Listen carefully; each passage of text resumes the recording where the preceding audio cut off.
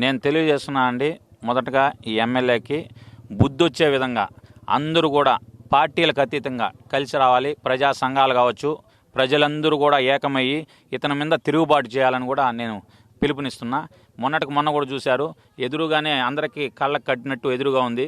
ఒక 89 ఎకరాల చెరువుని ఇతను ఎస్టేట్ మారిగా మొత్తం కూడా 150 కోట్ల రూపాయలు ప్రజా ధనాన్ని దుర్వినియోగం చేసి మొత్తం డబ్బులంతా కూడా దాని మీద వెచ్చించి మొత్తం కూడా వృధా చేశాడు.